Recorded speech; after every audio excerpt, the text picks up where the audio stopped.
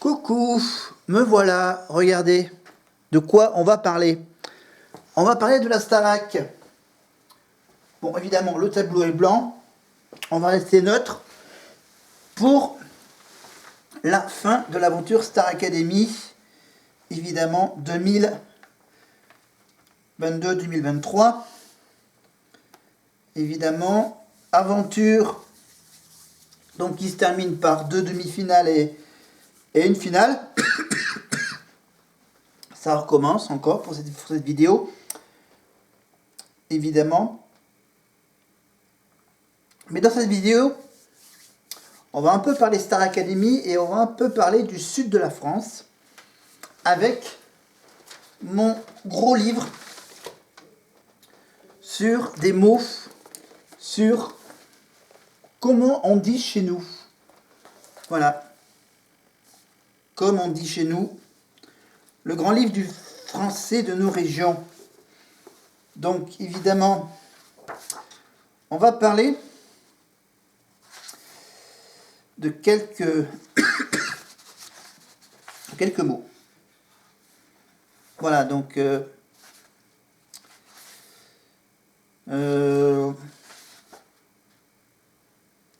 on parlera de Marseille prochainement, parce qu'on va revenir sur le retour de Plus belle la vie.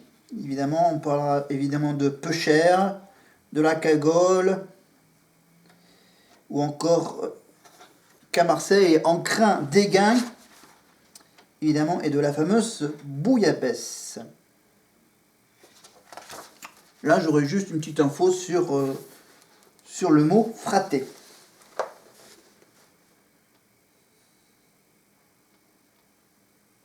Voilà. La forme fraté, voilà juste une petite info. La forme fraté, frère, utilisée comme appellatif ou substantif, est l'un des régionalismes les plus emblématiques du français régional de Corse. Parce qu'apparemment, il est vraiment corse. Il s'est exporté sur le continent et il n'est pas rare de l'entendre dans la bouche des jeunes Marseillais, où il a supplanté le terme frère, évidemment employé dans le même sens. Donc on reviendra sur cette histoire de fraté, évidemment. Pourquoi je parle du sud de la France? Parce que on va parler de la Ciotat. Après, je vais vous dire pourquoi je parle de la Ciotat avec la Star Academy. Un indice. Alors, parce qu'il y a eu une bonne question. Il y a déjà une bonne première question. Bon, je peux quand même vous dire, bien sûr, qu'on va parler de Lenny, évidemment. Lenny de la Ciotat. Évidemment, avec, bien sûr, bon, la petite histoire de la petite question que Christophe Maé avait posée à l'Accor Hotel Arena à Bercy. Ah, bien sûr, Lenny, elle parle évidemment de cette grande salle du palais Omnisport de Paris-Bercy, maintenant qui s'appelle le nom d'un hôtel. Voilà, Christophe Maé qui a posé la question, dis donc Lenny, est-ce qu'on danse la salsa à la Ciotat? Bon, apparemment elle dit oui, mais bon, on va vérifier, hein, la Ciotat.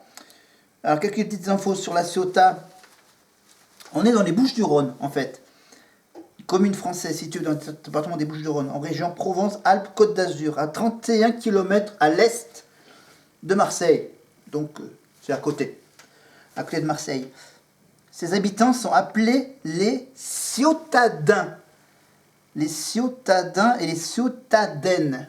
Voilà, c'est une Ciotadaine, Lenny. La Ciotat est l'une des seules communes avec Céreste à être située dans le département des Bouches-du-Rhône, tout en appartenant à l'unité urbaine de Toulon. Voilà. En fait, ok, on va pas faire la géographie, mais voilà, c'est ce que dit Wikipédia. Voilà, la Ciotat. Alors, géographiquement parlant, je vais donc vous décrire la géographie de la Ciotat. Elle est assise au fond d'une baie en forme de croissant La ville, adossée au bec de l'Aigle, fait face à la mer. Elle est située au coin d'un vaste... Ok, ça c'est un peu compliqué. Nanana.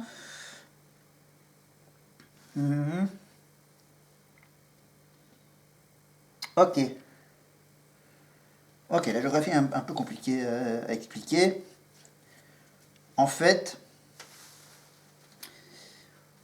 on a à l'ouest de la Ciotat, on a donc la ville de Cassis.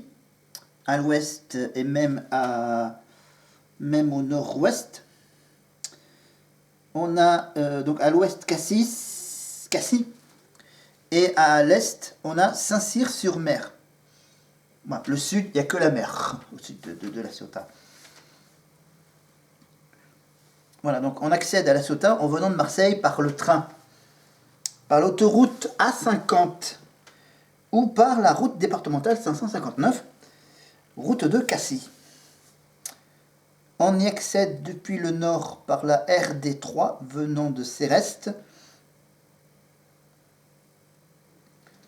Voilà. Donc à l'est, depuis Saint-Cyr-sur-Mer, on accède à la Ciotat par la même départementale 559. Voilà. Climat de la Ciotat, typiquement méditerranéenne. La Ciotat bénéficie d'une durée exceptionnelle d'ensoleillement avec plus de 2800 heures de soleil. Ah oui, donc vous voyez à peine. Avec la caméra comme ça, hop, on va faire la plongeante. Voilà. En gardant un peu le décor. Alors, voilà, là je suis un peu mieux pour vous parler. Alors, donc, on était au climat. Le climat avec ses 2800 heures de soleil par année, notamment grâce au Mistral, il y a en moyenne 525 mm de précipitations par an. La température moyenne annuelle est de 15 degrés en hiver. Elle ne descend pratiquement jamais en dessous de 5, rendant le gel rare, voire inexistant. Et en été, elle peut dépasser les 30 degrés. Voilà. Donc le vent principal, évidemment, c'est le Mistral, qui peut aller jusqu'à 110 km/h.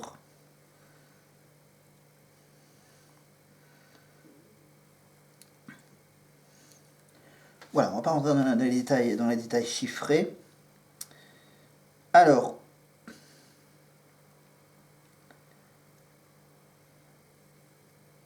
donc ça fait donc la Ciotat, ça fait partie de l'agglomération de Toulon. Voilà. Donc je vous rappelle que Toulon est la 9e circonscription, la 9e agglomération la plus importante de France en termes de population, évidemment. En fait, par ailleurs, la commune fait partie de l'aire d'attraction de Marseille, Aix-en-Provence. Ok, ça c'est un peu compliqué. La commune, donc bordée par la Méditerranée, est également une commune littorale au... Ok. Alors ça, on passe.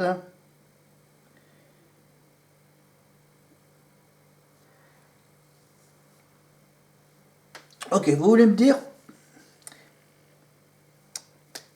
la signification du mot La Ciotat? Pourquoi ça s'appelle La Ciotat? En fait, le nom de La Ciotat signifie simplement cité, en latin, civitas. Voilà, La Ciotat, il est à rapprocher des mots espagnols ciudad et en catalan, évidemment, ciutat. Ciutat. Voilà. La devise de la ville est d'ailleurs... Alors, la devise de La Ciotat, c'est Civitatensis.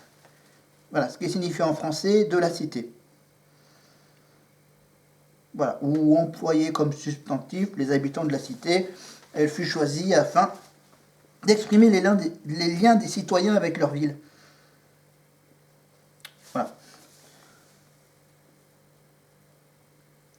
Alors donc on va pas rentrer sur l'histoire préhistorique, antique et moyenâgeuse de La Ciotat. Voilà. Nanana, Premier Empire. L'industrialisation. Voilà, voilà, voilà. Alors, le maire de La Ciotat, donc, Alexandre Doriol. Voilà, le maire de La Ciotat. Voilà, conseiller régional de Provence-Alpes-Côte d'Azur.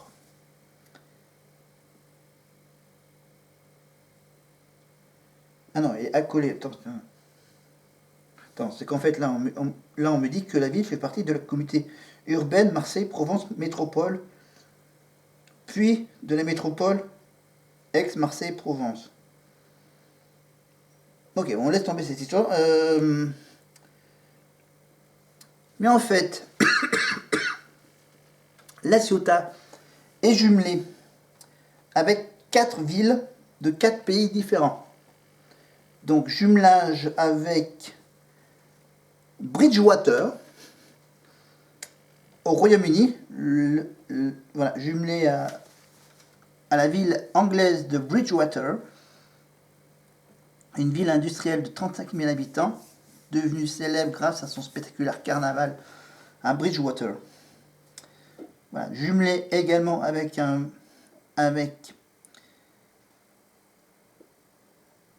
ville, avec une ville slovène, voilà, voisine de la capitale Ljubljana, laisse tomber, 45 000 habitants. La Ciotat est jumelée avec une ville allemande, Singen, voilà, S-I-N-G-E-N, non loin de la frontière suisse du lac de Constance, 45 000 habitants. Et voilà, et La Ciotat est jumelée avec une ville italienne qui s'appelle Torre Annunziata. Torre Annunziata, en Italie, depuis 2006. C'est tout récent, apparemment. Une ville de 56 000 habitants dans le golfe de Naples. Et en ce moment, d'après les derniers recensements, il y a donc le nombre d'habitants à La Ciotat.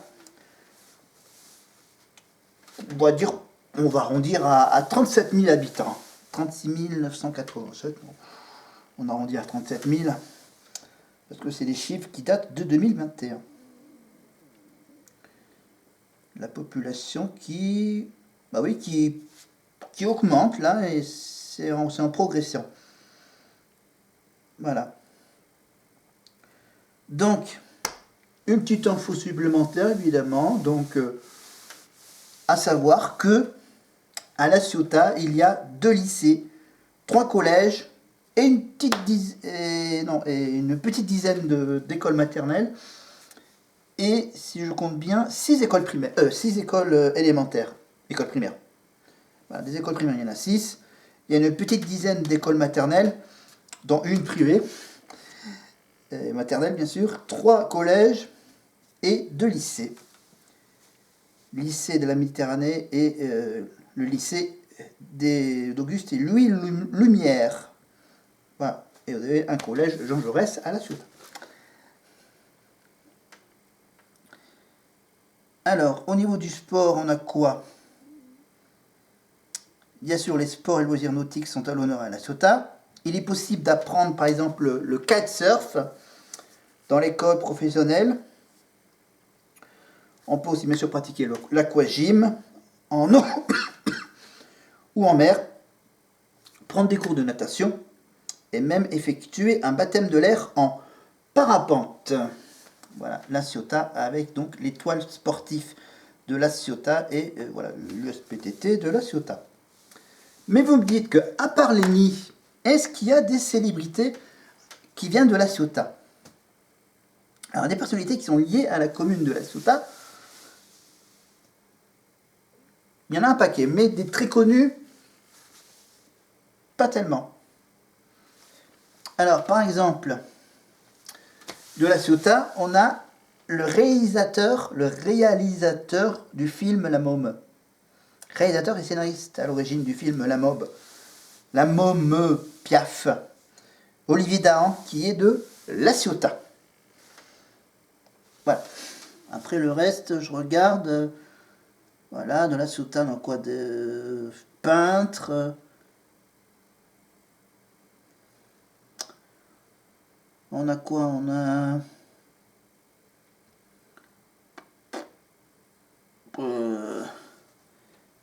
À part lui. Je regarde. Voilà, poétesse.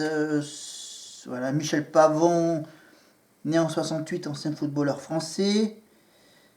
Ah, il y a une chanteuse qui me dit rien là. Angelina Nava, née en 2006. Voilà.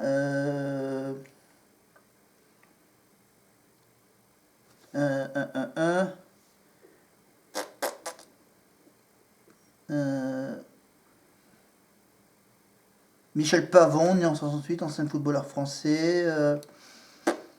Si je l'ai répété, c'est pas grave. Voilà, et pour tout vous dire, voilà, à La Ciotat, il y a une usine qui fabrique des canettes et une autre usine qui fabrique, ou fabriquer des cartes à puce. Voilà. Et puis bien sûr,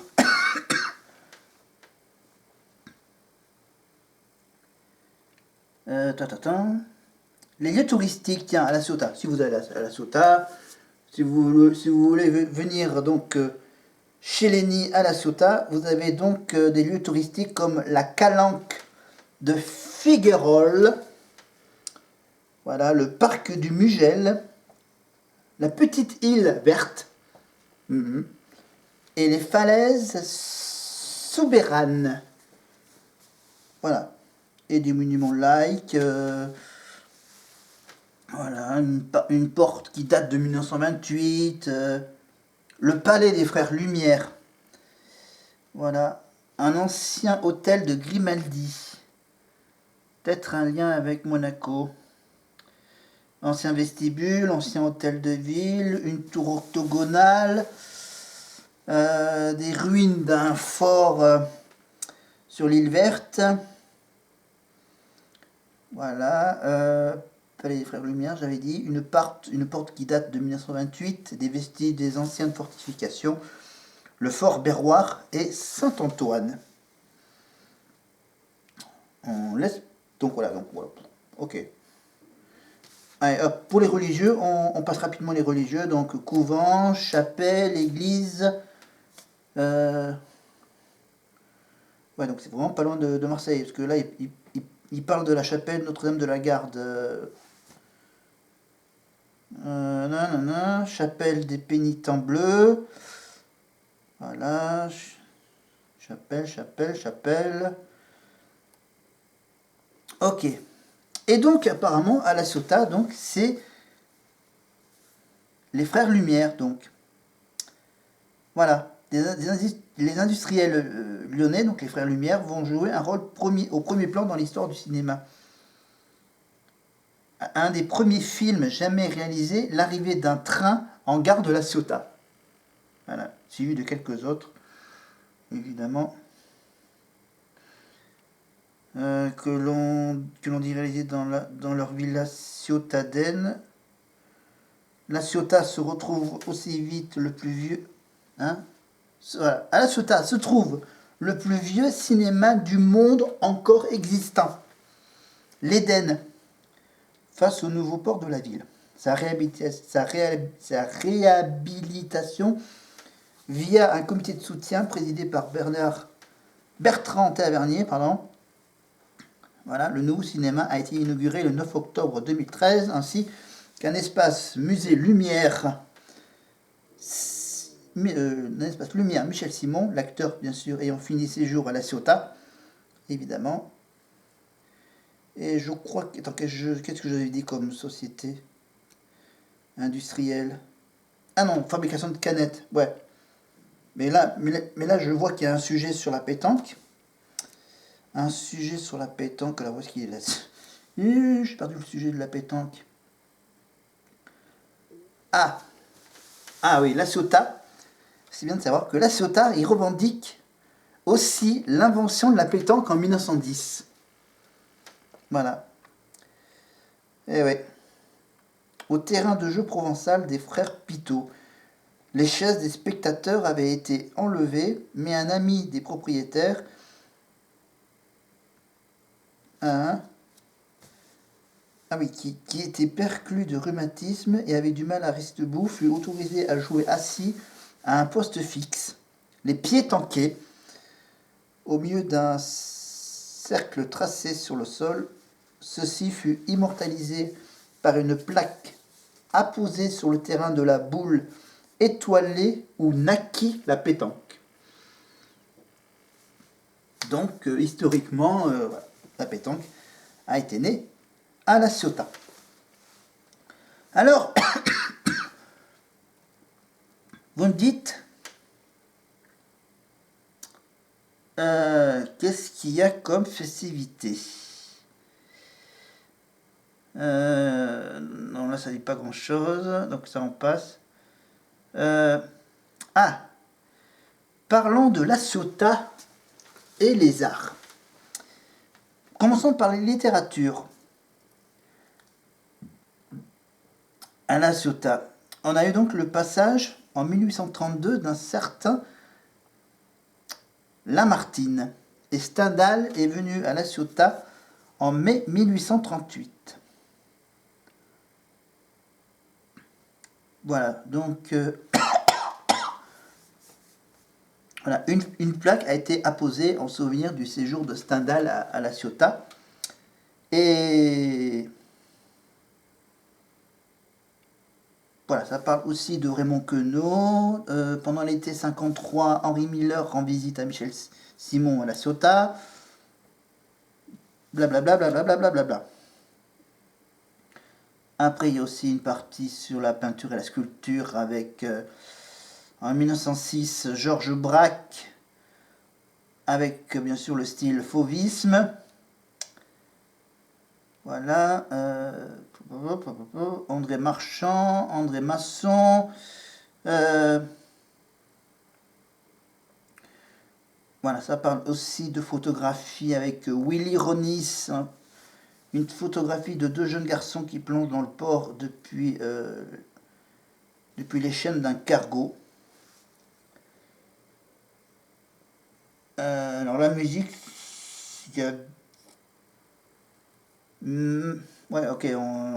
Donc maintenant, la musique, maintenant c'est marqué, hop, Lenny a participé à la Star Academy. Voilà, voilà. Donc voilà, donc sur Wikipédia, voilà, vous avez bien sûr l'image du port, de l'église. Voilà, les fameuses barquettes marseillaises, évidemment, sur le vieux port de La Ciotat. Le cinéma, donc, de La Ciotat. Et le cinéma, donc, qui s'appelle Eden. Voilà, voilà, voilà.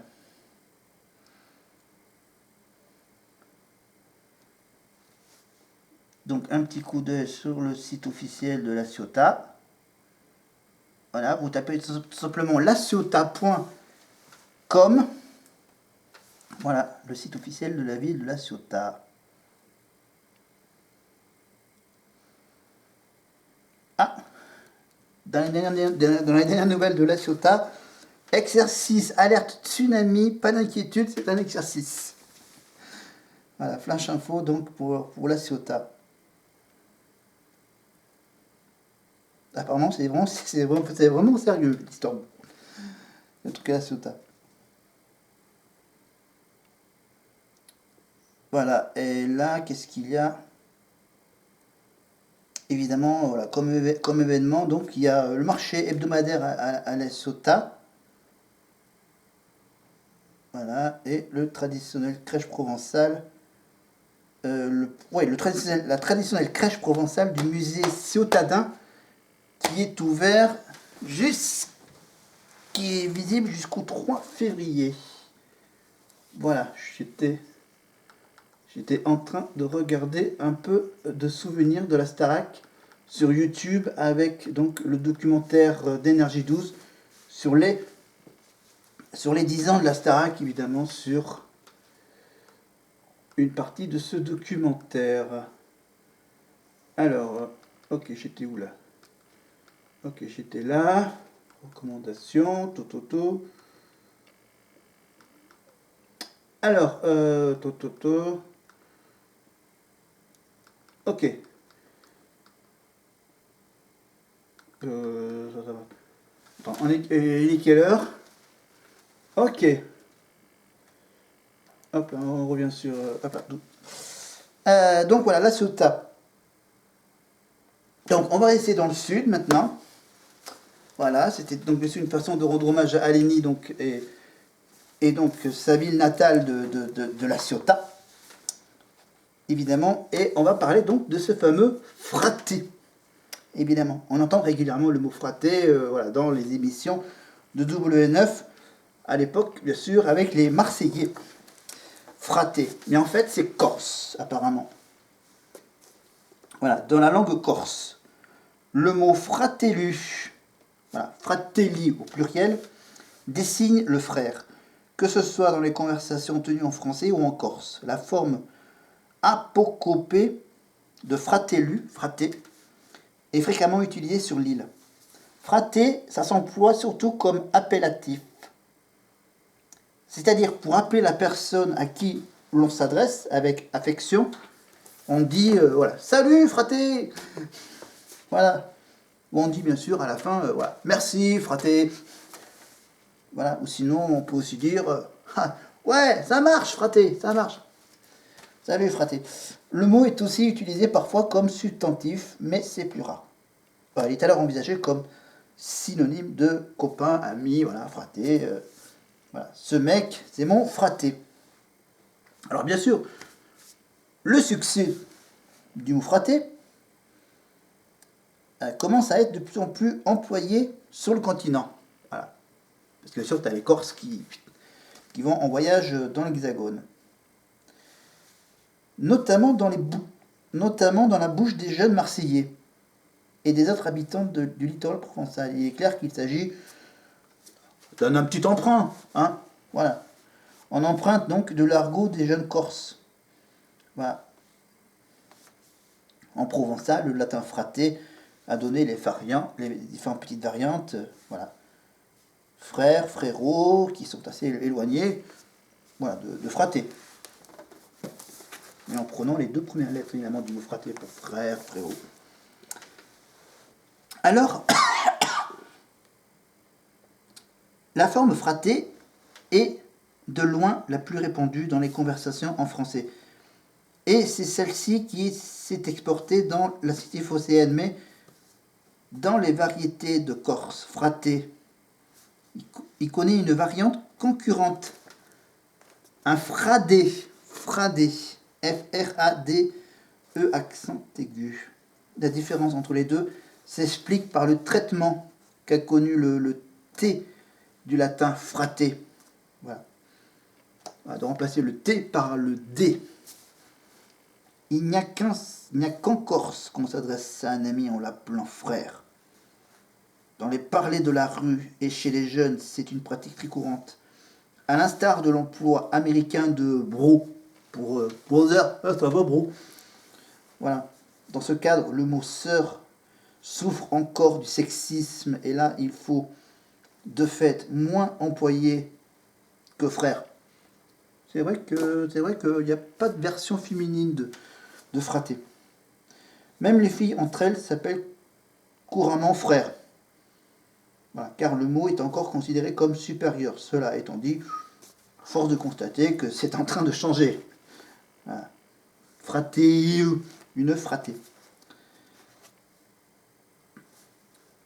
Voilà, donc on va pas en dire davantage. Si. Nanana.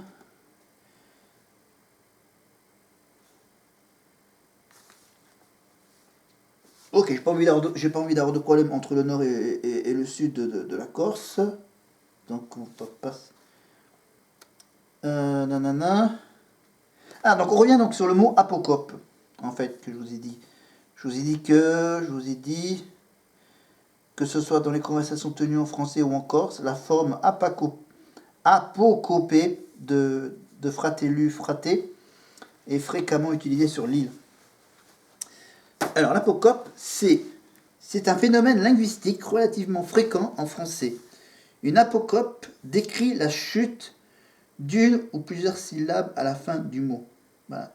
Ciné au lieu de cinéma, métropolitain, ou encore photo, comme le mot photographe. Voilà, c'était donc le mot du jour, le mot du mois, le mot fraté. Et maintenant, place maintenant aux demi-finales de la Starac. Évidemment, depuis l'élimination de Lenny la semaine dernière, qui a très fortement surpris Axel, voilà. Axel qui a fait les gros yeux. Ça va devenir culte, hein, les gros yeux d'Axel lors de l'élimination de Lenny. Mais bon, je vous rassure, Lenny va bien. Voilà, vous chercherez sur YouTube les interviews de Lenny où elle vous explique voilà pourquoi elle n'a pas pu rester sur le plateau avec Nikos dans l'after avec ses camarades, bien sûr. Bon, malgré tout, elle a quand même réussi à dire au revoir à ses camarades, mais je sens qu'il va y avoir un petit retour de Lenny pour la première demi-finale, bien sûr, pour encourager ses camarades dans ces 3 dernières, maintenant que 2 dernières semaines qui restent encore d'aventure. Donc voilà, donc ce soir, c'était une demi-finale garçon. Et malheureusement, la semaine prochaine, ça ne sera pas une demi-finale féminine entre Elena et Lenny, ce que la prod a peut-être prévu. Hein. Là, malheureusement, ils auront droit la semaine prochaine à une finale entre une fille et un garçon. Et c'est... Et en plus, c'est celui qui a été immunisé la semaine dernière qui a désigné Elena comme adversaire pour la demi-finale de la semaine prochaine. Donc ça veut dire que dans 2 semaines, on aura soit une finale entre mecs, soit une finale entre Elena et un des 2 mecs de cette première demi-finale, entre Axel et Pierre. Et non, parce que Pierre est immunisé et qu'elle va affronter Elena la semaine prochaine. Comment l'autre allez, souvenir des prénoms. Mais bon, à part ça, évidemment, je m'intéresse un peu moins à la Star Academy, même si, bien sûr, il y a surtout le medley avec Oliver Ruiz. Et oui, ils ont réussi à faire venir Oliver Ruiz à la Star Academy. Voilà, parce que, bien sûr, Oliver Ruiz a décidé de revenir à la chanson. Voilà, après avoir écrit des bouquins, et voilà.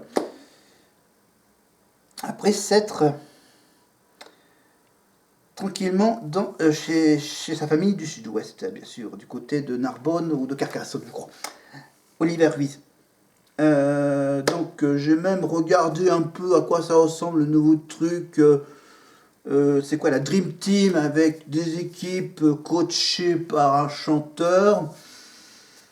Toute ressemblance à une espèce d'émission qui ressemble à The Voice est fortement fortuite, évidemment. Voilà, jugé par des professionnels, évidemment, dont Michael Jones. Voilà. Avec système de points. Voilà, avec un vote du public dans la salle. Ça a été enregistré. En plus, c'est pas Nikos qui présente cette émission, c'est Hélène Manarino. Ok. Après, il y a quoi? Après, on a quoi comme coach?